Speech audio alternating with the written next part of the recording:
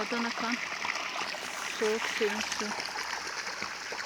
İnsanlar yine çöplerini atmışlar, gördüğünüz gibi yerler çok dolu.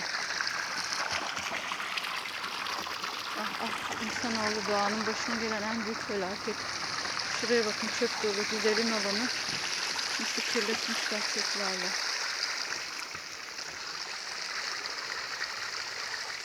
Oysa ne kadar güzel bir yer.